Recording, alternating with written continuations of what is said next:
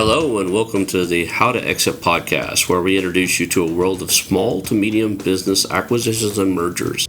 We interview business owners, industry leaders, authors, mentors, and other influencers with the sole intent to share with you what it looks like to buy or sell a business. Let's get rolling.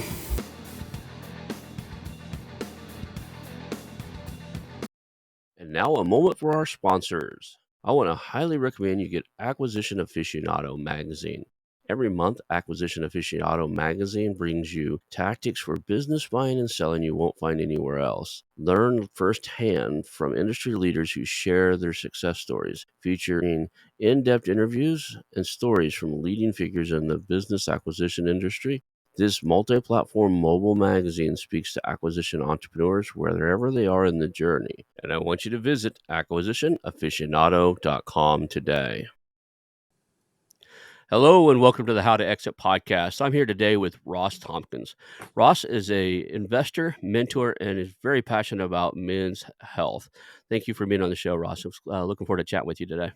You too, Ron. Can't wait. Cool. So I always like to start off with kind of I joke around all that. The same joke. All the listeners probably hear, are sick of hearing it. The joke is, you were born, right? Now you're on a podcast show about mergers and acquisitions. Could you fill in the gap in between? So kind of like, how did you get into business, and then how did you move from being in business into mergers and acquisitions? Great question. Yeah, so I call myself the typical accidental business owner because I was really passionate about sport and the human body when I was young. That led me to be a physiotherapist, or a physical therapist, as you guys over there probably call me. Mm-hmm. After a very short time working in the NHS here in the UK, I realised that wasn't the right area for me. Couldn't spend enough time with people, couldn't get that real quality care. So I set off into the private sector, and I had this epiphany where I thought, I can be the best physio in the world. I've had two epiphanies. I'll tell you the other one in a moment. But the first one was, I was like, I can be the best physio in the world and know everything about sporting injuries. But most of my patients only play sport for an hour a week. So what difference can I really make? But I'd had the realization that most people in the world go to work. So if I became an expert in occupational health and ergonomics, I could help more people because we spend a third of our life at work. So that led me into the field of occupational health and ergonomics. We started growing the business, and it was growing slowly, like most businesses do. And I had my second epiphany, which was I could be the best occupational health physiotherapist in the world, but if I didn't know about business, nobody was going to come and actually knock on the door, and we were never going to grow. So that led me down the business development path, starting off in marketing. How do we get people to knock on our door and become warm leads, and then become clients that never leave us? Now, that helped us to grow. We grew that business up to just shy of 2 million in revenues. And then our largest client decided that they were paying us too much money, so they did it in-house, which is a good decision on their behalf, and we wished them well. But that left me with a gap, really, and a desire for that never to happen again. And that's what opened the door on the world of mergers and acquisitions. And I remember sitting with our management team at the time and saying, we're going to diversify the portfolio. We're going to look at acquiring other businesses within the healthcare space, which means that we'll be able to cross-pollinate one another. If something happens and we lose a client, it doesn't matter because we've got more resilience within the whole group. And they thought I was crazy. Fast forward kind of 5 years since that all happened, we've acquired 7 other businesses outright, 100% share sales. And we have small equity stakes in another couple as well.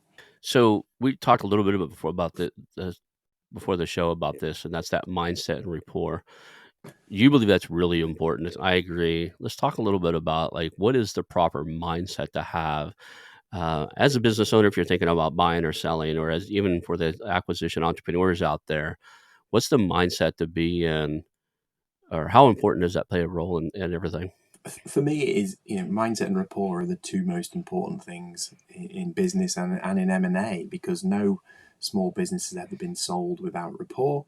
And unless you cultivate the right mindset, then it's very difficult to get a business deal, a joint venture, a merger over the line, because bad things happen every day, in all walks of life. But it depends on how you deal with that, what you focus on.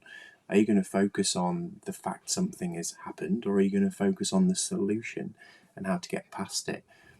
What I always teach and try and instill in our kids is, in any situation they come across in life, to always ask themselves, what do I want to happen after this?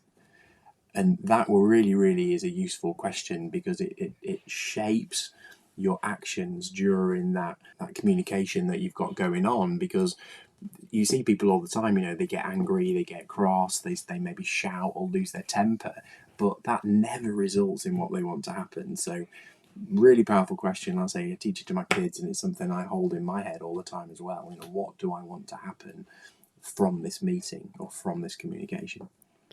Yeah, I was listening to a book. I'm trying to remember the guy's name now, but it's the 3 steps is what I think it's what it's called. And he's talking about mindset. And one of the things he did as a kid, because he was bullied, is this mindset of having kind of a glass bubble around you, right? Like a protection zone. And he knew other people had done it. And I have a 11-year-old right now who's in that stage where he reacts to everything, kind of smart mouths you, right? Or everything you say is like, I know, or fine, Yeah. and that reaction doesn't serve him well. And I see it in business owners a lot of time, like they're reactionary, and understanding that reaction has nothing to do with or very little to what you actually said, and a lot more to what internal baggage they're carrying around and how they process things is critical, not to cause a chain reaction in reaction, right? You say something, they respond in a way, and then you respond to that response in a way that doesn't build rapport or move the process forward.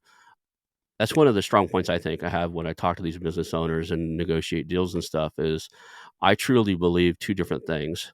Your opinion of me is none of my damn business. Right. Mm-hmm.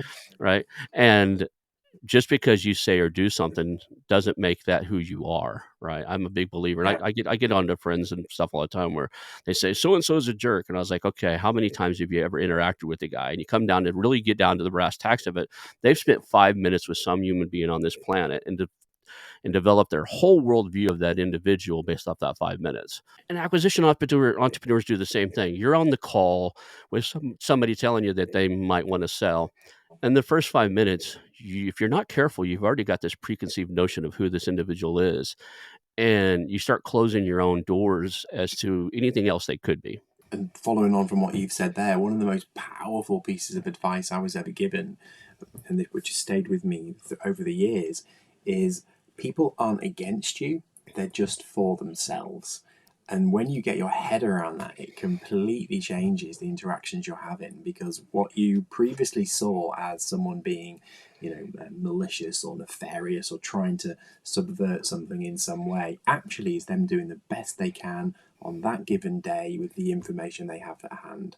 And they weren't trying to, do something detrimental on purpose. They're just doing the best they can. And when you get your head around that, it's powerful. It's interesting. There's a lot of cultural things that come into play too, right?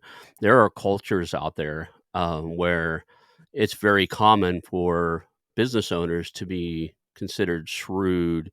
And I've worked with a couple different business owners where, like, because I'm on the phone constantly. I was on the phone yesterday with the guy from India, right, selling a marketing company. So I'm on the phone with people from all different world, and like, how does culture come into play? You start researching it a little bit, and you'll find that in some cultures, if they get one over on you, it's on you, right? As a business owner, it's just part of their culture, right? There's Mm-hmm. cultures out there where, like we were looking many years ago, my wife and I were talking about moving before we had kids, moving down to a tropical area and actually starting a B&B, kind of like buying a resort and running it. The more I looked into it, the way that business runs down there is you constantly have to give donations to the local sheriff, the local mayor, right? Right. Otherwise, the tourists that come in on the one cruise ship port will never get directed your way, right? I was like, do I want to spend the rest of my life blackmailing officials in U.S. terms? It's blackmailing. In them, it's like that's how Rapport is built. You give me Yeah. gifts. So Yeah. Exactly. understanding the cultural side of it and understanding that it's not right or wrong. In my culture, it can be considered wrong, right? But in the general scheme of things, it's not right or wrong. It's just how they were taught to behave. Yeah. And if you understand that, you can just absorb it. Go, okay, I need to look for these things. And it's a lot of the guys here I've talked to, like, well, I'm just not going to do business with anybody like that. And I was, yeah, you're shutting down a big portion of the world, man. So, Yeah, yeah, absolutely. Because it is just, as you say, different. right. And when you get your head around the fact that it's not good or bad, it just is, Yeah, then you can make a choice from there. yeah. I used to negotiate real estate deals for my students when I was doing real estate.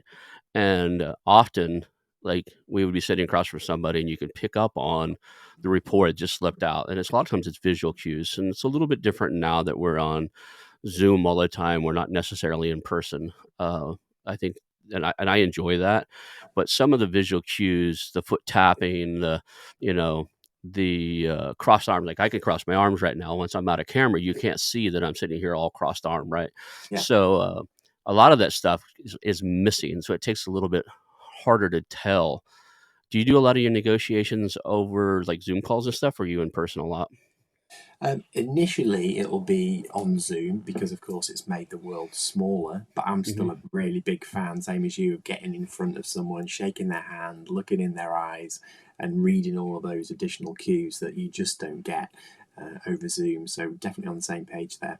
It's interesting as I built, a couple of businesses off of that, being in front of somebody and being able to read people and be able to flow with that conversation. I've saved, you know, big deals, like big in our world, right?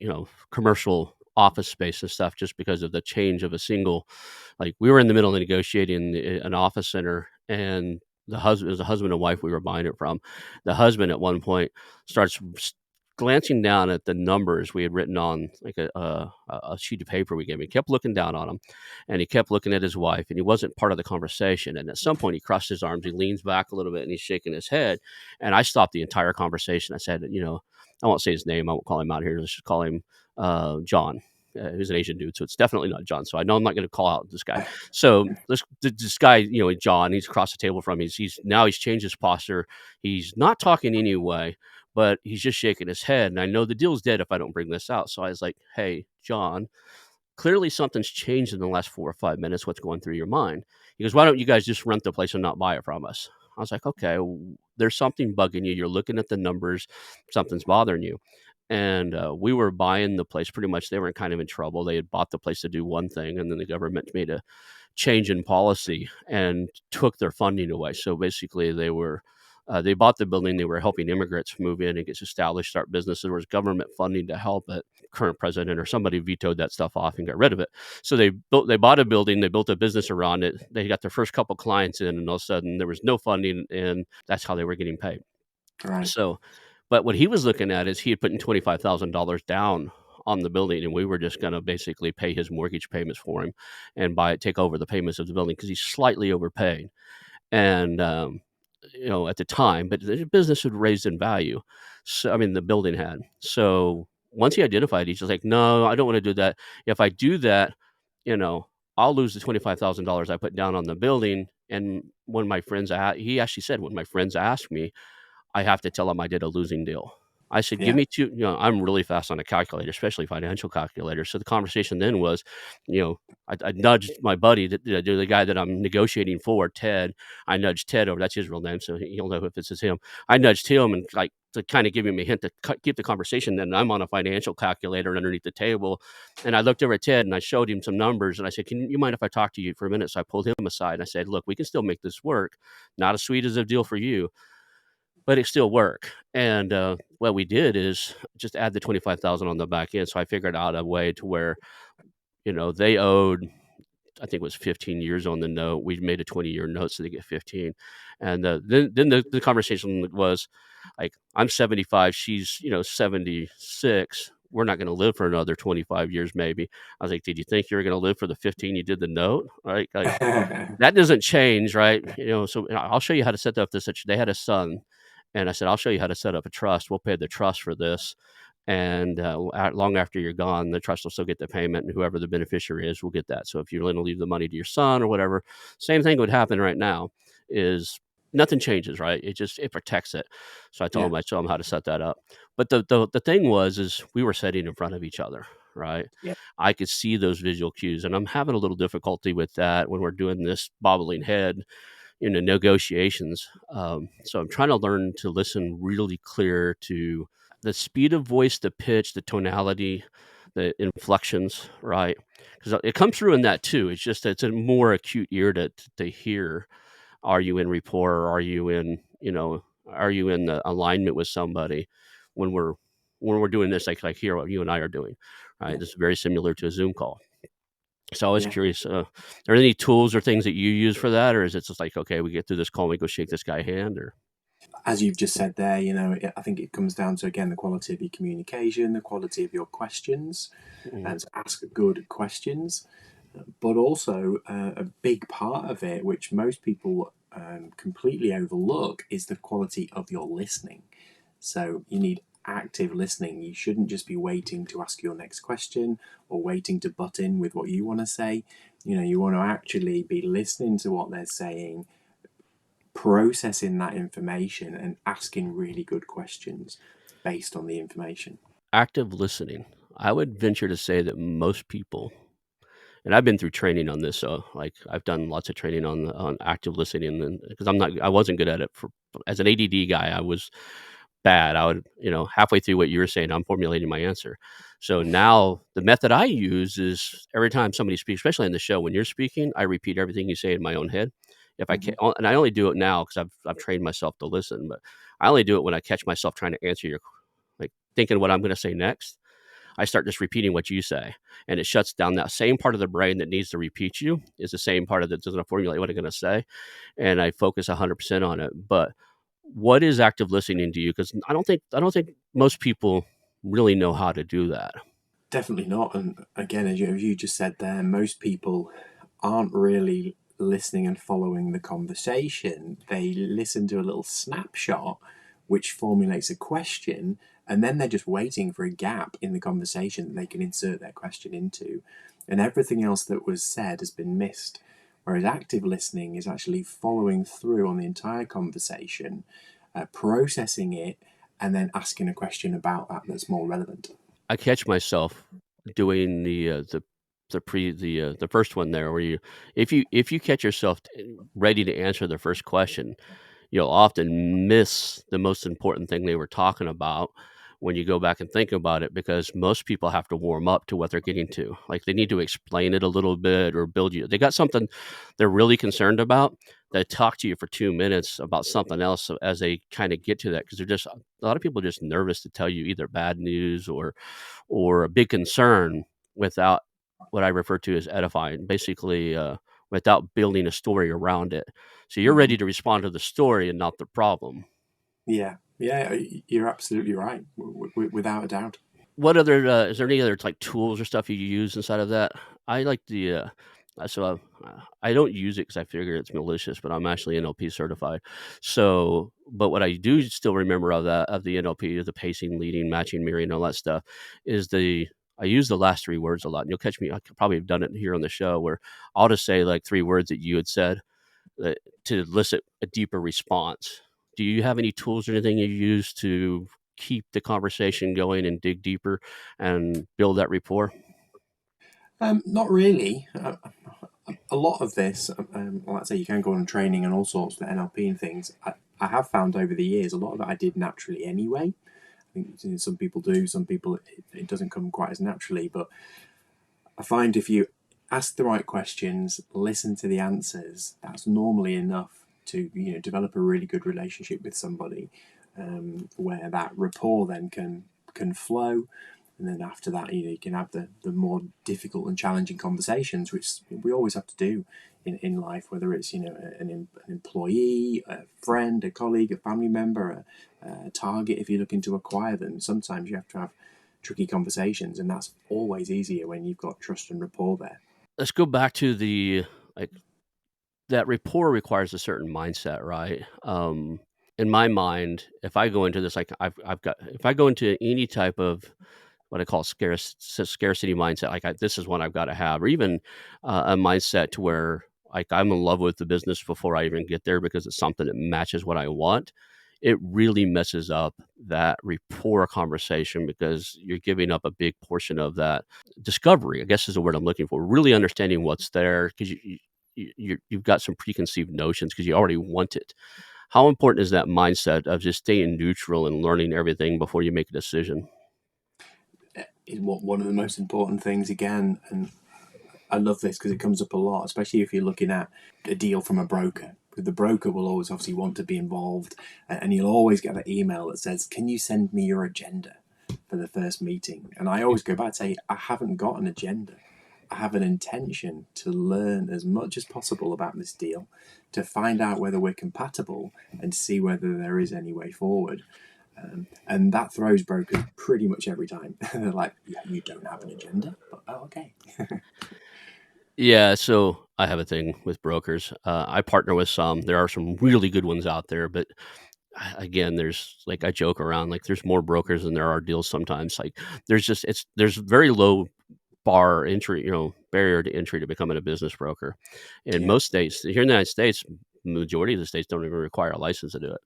So you just got to, change your hat from mine says cash flow right now because I'm a fan of Grant Cardone's cash flow stuff. But that you change your hat from something that says I'm paying attention to cash flow, right, to paying this, to broker. Now you put a broker hat or get a broker's business card, and you're a broker. I've often had to like shut down a whole call just because I'm asking questions and the broker's answering them. And I'm like, Mm-hmm. and the owner's on the call and they don't understand that what I'm doing. Like I actually just, I ended, hey, something came up. I got a medical emergency. I got to go. Right. It was my daughter had fallen up her head. I need to take her to the doctor. I got a text. So after that, I pulled him aside. I called the broker himself. I said, look, if you ever do that to me again on a call, we're never having this call again. He says, well, I knew the answers and he's just not as poised to to talk as I am. He's an old scruffy business guy, right? This guy, machinist type of guy. And I said, I understand, but my whole point of asking those questions is to build rapport with him, Yeah. right? To understand what he wants, what he needs. Like I know what he wants. Like, no, you know what he told you he wants, right? I need to build that rapport with him. If you're not willing to let me do that, then we're done here. And so sometimes you just got to pull a broker aside and say, look, there's a reason why I'm asking the owner particular questions that you might think are totally irrelevant. Is I'm trying to build a relationship with this owner so that he wants to work with me, right? Exactly. Long after you're gone, I might need to call this guy and go, hey, I messed this up. I need your help. I'll pay you a consultant fee. Come help me, right?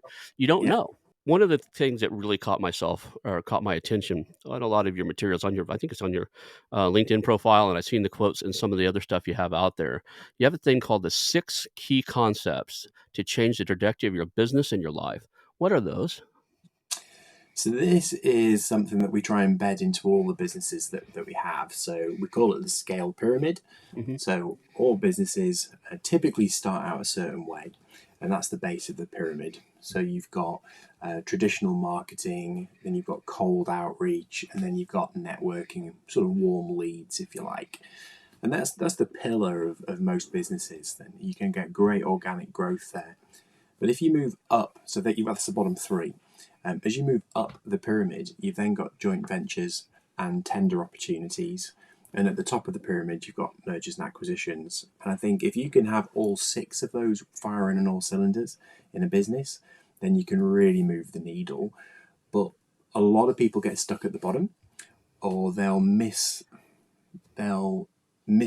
one of them. And the most common one for that is joint ventures.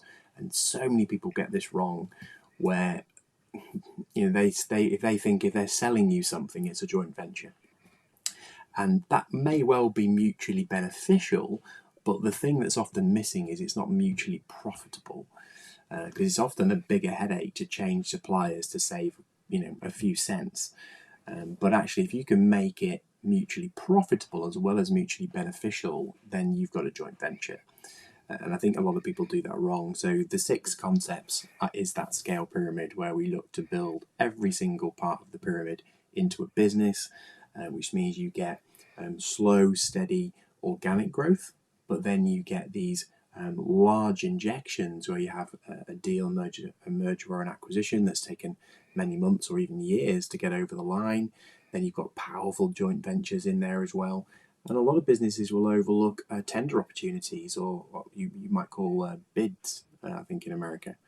I'd say Tinder. If you say Tinder here, it's a hookup website where you swipe over and so it's not a phrase we use. I was going to ask you, like, what is Tinder? So you're talking like bids, like Bid call. writing.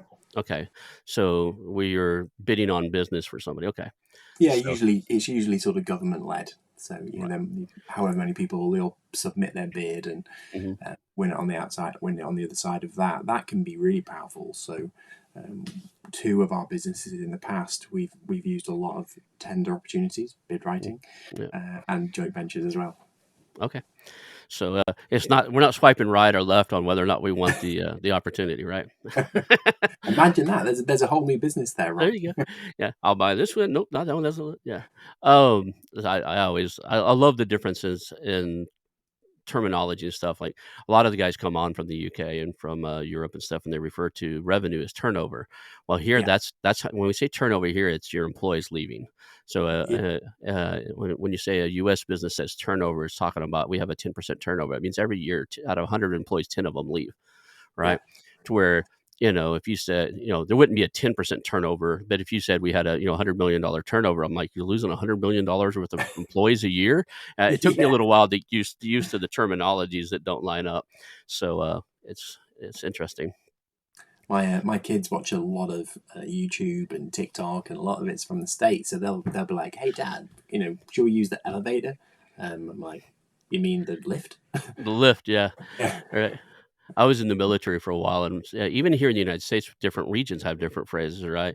And we had a guy who was always like the bubbler, like the water like the water. Hey, I'm gonna go get a drink from the bubbler. I go, bubbler? What the hell are you talking about? Like, okay. And I look over and he's drinking out the water fountain, right? That's Uh, right. So, but Boston and certain areas they have their own slangs, like slangs for certain things. So it's not just like different cultures. Like you go state to state here, and they might have a different slang for something. So, like I yeah. dated a girl for a while. We drove past this water park, and they had a huge water. And she's like, "Look at the water slide." I was like, "Water slide? You get splinters in your butt off the water slide, right?" Because and it's not water, it's water. But that's just different areas call things different things. So it's I'm always intrigued by that. And it's kind of a learning experience. Like same way we were talking about earlier, cultural differences. So let's talk a little bit about that, right? You're in the UK now. Are you buying businesses only in UK or are you international? We have looked at a few over in the States. Hmm. It's fascinating from a healthcare perspective. Quite different. A lot of it is insurance based, for instance. One of our businesses and my background, sort of physio, you probably call DME, durable medical equipment. We don't have quite the same thing in the UK, but I mean, that's a huge opportunity over in the US. So we have looked at a few opportunities there. It's definitely something I want to explore. I've got a permanent residency over in Mexico now, because I thought that was a nice sort of easy place for us to get to from the UK. Gives us very easy reach into the US, Hmm. but a lot easier to be there as a UK citizen. Like medical supply here is a big, big business. I've looked at a couple. Unfortunately, the funny is I get referrals. Like the two I've looked at, three I've looked at. Two of them were referrals from business networking things. I used to jump in a lot of the business. Like we have an international company here called Business Networking International, but I was a member and I would jump on their big, things. And I'm looking for profitable businesses to buy.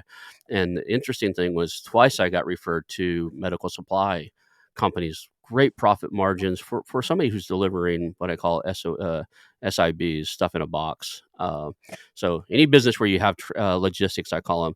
I actually use the other S word, but I'll be nice here and say stuff in a box. So Yeah, SIB, to me, an SIB business is I've got logistics. I have to store stuff, ship stuff, and receive and get returns on stuff. So any type of business like that. So this was definitely kind of an SIB type business, a stuff in boxes. They were both of those. One of them was a retired fire chief who actually, after he got on the call, he's like, "I don't know what they tell you I would sell this. I might buy a business with you. I'll help you. You help me buy something and buy something. But I mean, this is where most of my money comes from. I joke around all the time about wanting to retire and be done, because there's a lot of work to it. But I would never sell. I mean, I'm not selling this anytime soon. So I still had the nice chat with him and the numbers were good. So I'm intrigued by that space. Uh, he special and you can specialize. He specialized, because he's a fire rescue and was a fire chief for a while. He primarily carried stuff that would go on fire rescue trucks and ambulances, right?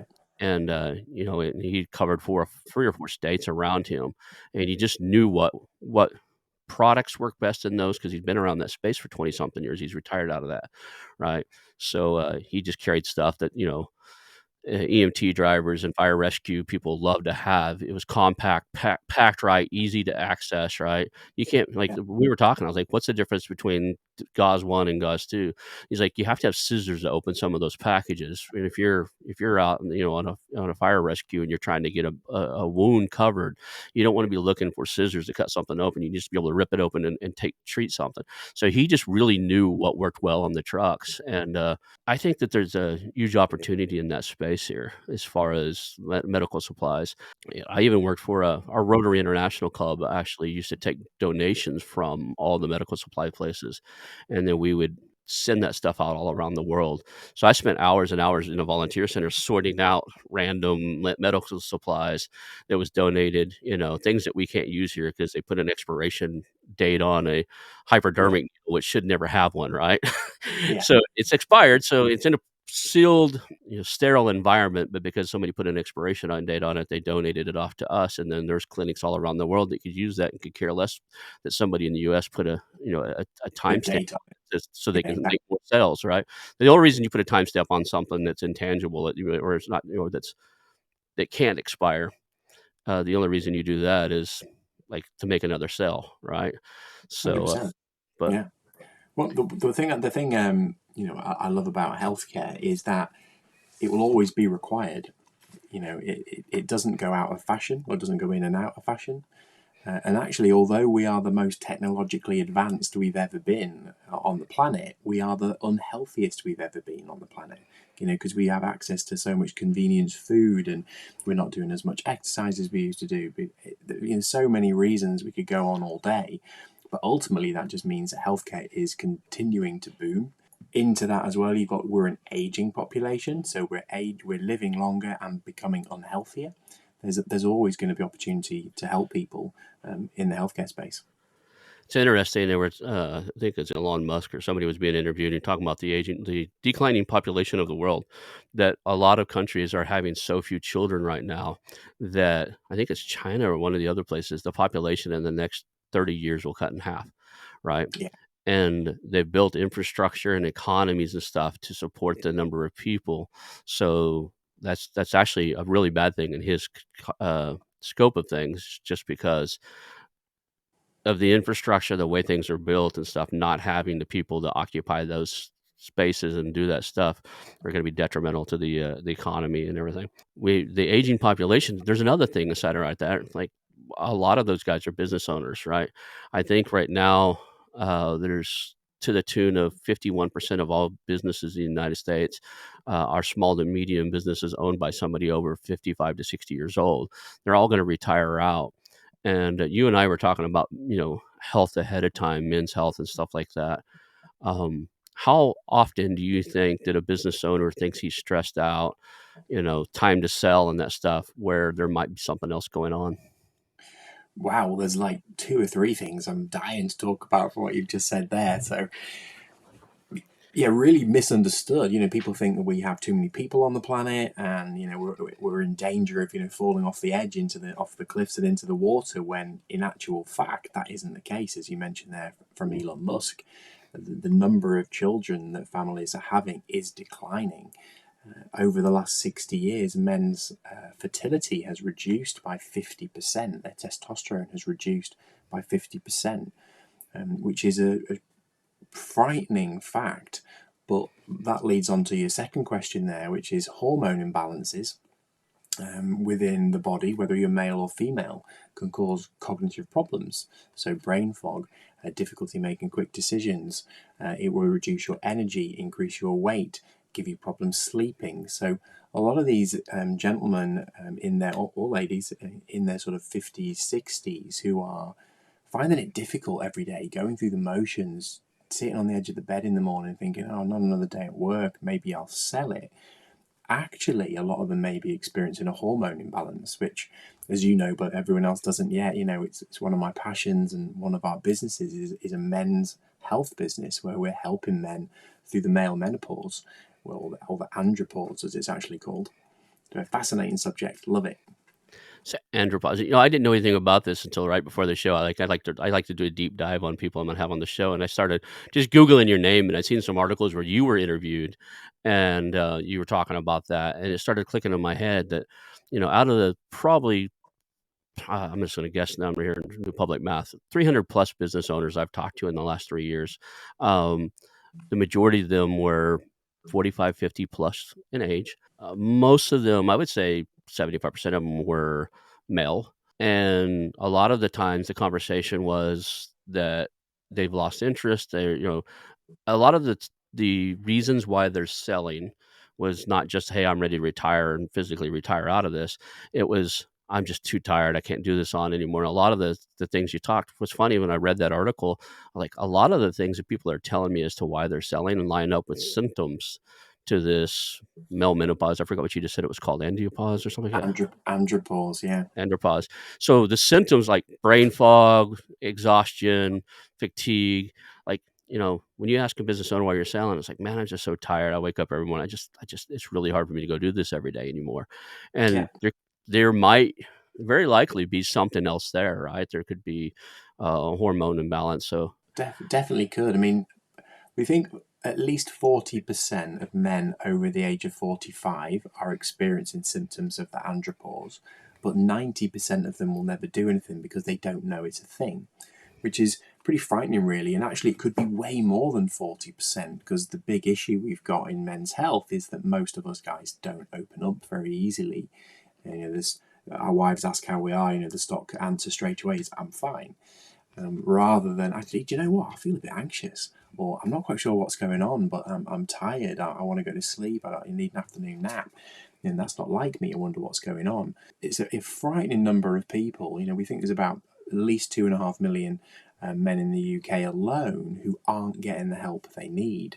And the main symptoms are, low mood, low energy, low libido, erectile problems, brain fog, insomnia, weight gain, loss of muscle mass, aches and pains in the joints, slower recovery after the gym.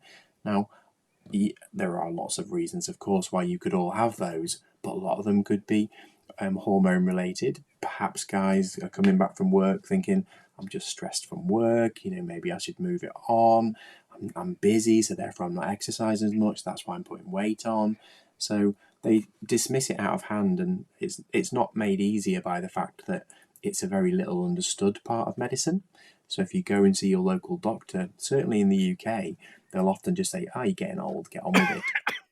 Whereas in the US, you've got things quite different over there. And actually, the hormone optimization space is huge in America. Whereas in the UK, there's very, very few people actually doing it. So it's an exciting space for us to be in, one from a business point of view, but two from a personal point of view, because I went through these symptoms almost a decade ago, and thankfully came out the other side and now able to share my story and help people. now, is it a simple blood test or like how does somebody figure out if they've got an imbalance?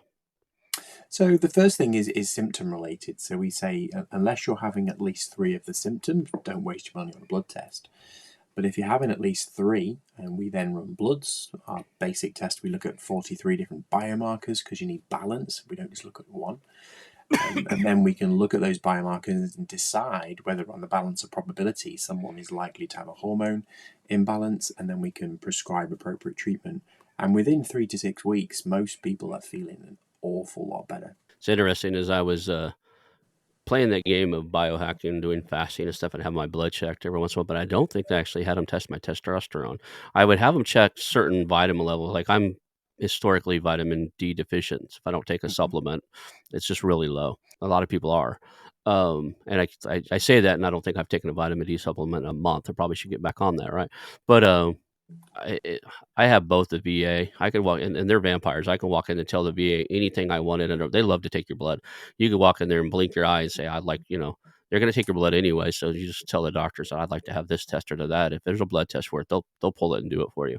Yeah. So any of my vet friends military friends out there, if you're using the VA, then that's one thing. But I've also got Kaiser, so there's almost no cost for me to do it. It's just a matter of scheduling that. So, but I'm intrigued by this whole conversation around this intrigues me because a lot of the business owners I've talked to, they're selling. A lot of them are selling because of life issues, right? Divorces, moving, illnesses, that type of stuff. But on the other hand, for the guys who think they're burned out and they're just wanting to try something new, there might be something, especially the guys that are 45 plus. There's very likely something else there, and it's a Yeah. simple blood test away to rule it out, right? Yeah, absolutely, and it is transformational. Like we see guys all the time, that turn their lives around with this. It is important to say that it's not magic. You can't still sit on the sofa, drink 10 pints, not do any exercise, and expect to look and feel great. But if you eat right, sleep right, do the right exercises, commit to some lifestyle changes, and add in therapeutic doses of testosterone, it can be completely transformational. One really interesting thing, nothing to do with buying businesses, but just based on what you've just said there, because you mentioned the VA, testosterone replacement therapy and ex-military personnel is a really interesting subject, because what they found is soldiers with low levels of testosterone are more likely to get PTSD, and veterans that have PTSD can be successfully treated with testosterone replacement therapy. And there's Interesting. been some amazing studies, particularly the ones that had a traumatic brain injury as well. So perhaps a bomb or something went off an incendiary device. They were concussed, PTSD afterwards. Well, that is really, really well treated with testosterone. Interesting. I was diagnosed with PTSD, but it was just I did military imagery. I was a satellite imagery guy, top secret clearances and stuff, and seeing buildings blowing up a lot was dramatic, right? And some of the training stuff they show you is is like, there were civilians in this building, and somebody made an error. Now the building's gone, and the civilians are gone. So that was a little traumatic. The other reason around mine is not once but twice. People I knew closely killed themselves in the military, and so that was a very common. Suicide was common there, so not common, but more common than I've seen since I've been out. I was going to say, and more common in men, of course. Men and women both have depressive thoughts, but men Hmm. are better at acting on it. And interestingly, there's a link to hormones again. So there are 3 times in our life when we're more likely to follow through on suicide, which is as our hormones peak in our sort of mid to late teens. There's then a big area around our sort of early 40s, when again things start to tail off. And then in our 60s, when our hormones almost completely stop. So you have these 3 areas in life where people are more susceptible, and there's a strong hormone um, imbalance in there. But yeah, I think we've gone a little bit off topic, but turned into a It's an different interesting, podcast. yeah, it's an interesting topic. We probably ought to switch side. Let's talk about the companies you've acquired. You're growing a lot of businesses. Sounds like they're in the health and wellness space. What are some of the acquisitions that you went through? I guess this is the part of the podcast I like to refer to as story time.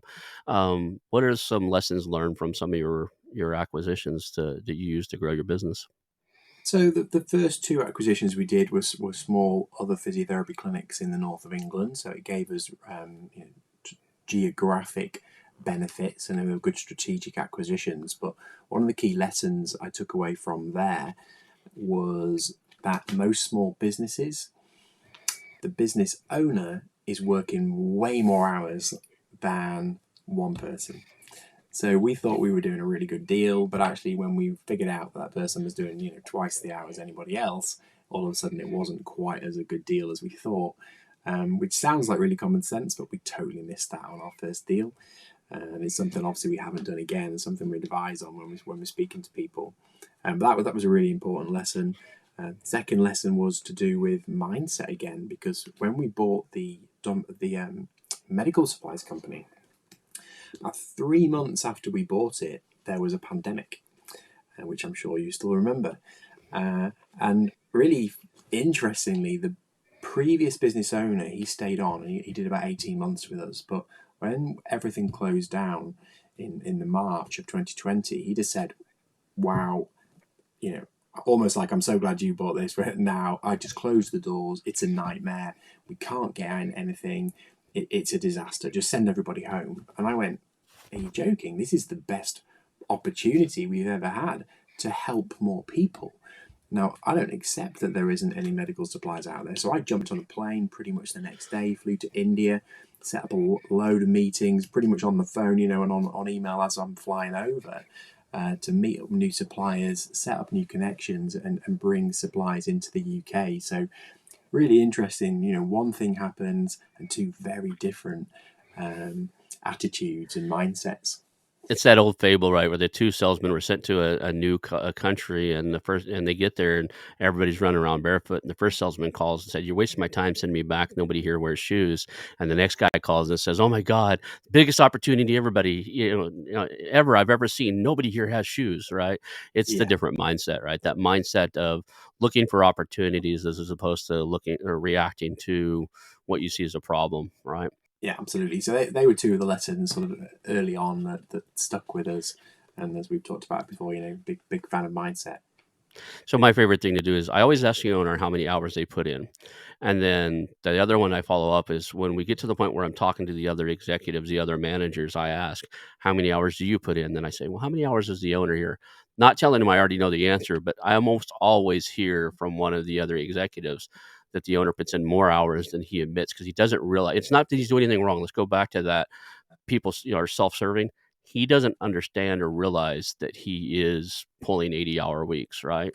A lot of times these owners they work all day, they go have dinner with the wife, and they come back and work in the afternoon, and they're like, well, I went home at 5 p.m. It's like, yeah, but you came back at 7 and stayed until 11, right? Yeah, So they just don't, it doesn't register that the hours has just been their lifestyle for 20 something years. The second question I ask is, what does your wife do, right, as part of the business? Because what I find is a lot of these small business owners, the wife often is doing things for the business that's not on the books, and a lot of times not even paid.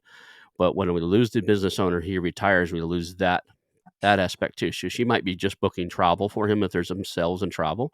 She hmm might be doing ordering office supplies and being kind of the office administrator. And a lot of times, stuff like who's your CPA? Oh, my wife does our books, right? yeah, If you, I look at the things like what are the key roles. I always ask who's doing the finances, like who's doing the books, who handles your legal aspects, who write in the contracts, who's overseeing them, like who's your attorney, right? Just because a lot of times, like my brother-in-law is the attorney. Well, you're not going to probably use his brother-in-law. He's at the same rate anyway. So, yeah, but understanding the questions of if you know the model of a business and know what roles it takes to run it, find out who's running those roles, right? Um, I've had this conversation on the show before where we talked to a machinist, a guy that owns a machine shop, and he was the lead sales guy, the CEO, and he happened to be the mechanic. A lot of his machining equipment was fairly old, hard to find parts for, and he just had been doing this for 30 or 40 years, like quite a long time. And so if something broke, he went out there and took a look at it. And a lot of times he could get it up and running himself. When he leaves, you're not hiring a new general manager to run the show. Now you no, need a general manager, a lead sales guy, right? Somebody goes out there and closes deals for you, and you need a shop mechanic that understands that old equipment. So I get that they're wearing multiple hats. yeah, absolutely. And a lot of the time, the owner will say, oh, I don't sell anything. So you've got to split out sales and the manager, but because they do sell, but they don't do it in an overt way. They sell Hmm. because of passion, and people buy from them because of their enthusiasm, their knowledge. They're Hmm. not openly saying, do you want 10 widgets? People just go, yeah, we want to buy from you because you really know your stuff, Right. and we trust you. That asks, that one of the questions you get to that one is, are you a participant in any of the industry groups and stuff? Like, are you going to the trade shows? Are you going? And you'll find out sometimes these owners are like, well, I don't do any sales. I was like, okay, well, do you participate in the industry associations with your industry? Yeah, yeah, I speak at it every year. Like, Yeah, okay, yeah, now you're a point of authority in the industry, and you're not doing any sales, but people are coming to you because you're an authority figure in the industry, and I'm not wearing that hat when I get there, right? So there's some like the mindset of discovery is where if we're talking back to the mindset and rapport, is discovering where do these sales come from, what are the roles that people wear, what hats are people wearing, and then what's missing, right? My favorite thing to ask after every meeting is, what did we do well, what could we improve upon, and what's missing. Same way with like the business. When we look at a business, what are they doing really well, what can they Yeah. improve upon, and what are they missing, and or what am I missing about them? Like we've never talked about the CFO, who's handling the finances, right? Who's doing the books here? Probably ought to ask, right? Oh, that's my sister-in-law, right? You'll find out that, a lot of times it's somebody, else, and you probably need to know that stuff. Yeah, definitely. And then powerful questions there, really good questions to ask yourself and at the end of every meeting. Yeah. So we're getting close to the top of the hours. Make sure everybody knows how to get a hold of you.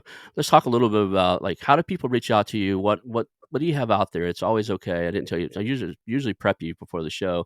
It's always okay to have an ask, a pitch. So if you got a program, you got something out there you want to help people. If you're looking to acquire a certain thing, it is absolutely okay on my show to make that call to action. So since I didn't prep you before, I'll prep you in front of everybody on the show. So what is it that we can do to help you grow, man? Awesome, thank you very much. So we are looking to continue growing in the healthcare space. So always keen to talk to anyone who has any leads in that area, and anything from home care right the way through to medical devices and everything in between. So that's super exciting if anyone has any leads there. We do also run a small mentor program. So I think a lot of people go on training, M&A training or business growth training, and then they're left a little bit and don't really know where to go. So we run a 12-week program based on the scale pyramid, where we hold people's hand, help people hold them to account, introduce them to our attorneys or lawyers, accountants, and everyone they need to help grow their business. So it's only ever 6 people at a time, really small, really, hold people's hand and help them to grow. That's TDH Capital, where you can find all of those details online. And the best place to communicate with me is on LinkedIn. I'm on there pretty much every day. Awesome. So if somebody could remember 3 things from today's show, what would you pick as the highlights that you want people to remember? So no deal is ever done without rapport. Most important thing. That is often down to active listening, as we've said. Mindset is super important in all areas of our life. Go into something with an intention rather than a specific agenda, and always look for the opportunities that are out there. Don't focus on the problem, focus on the solution.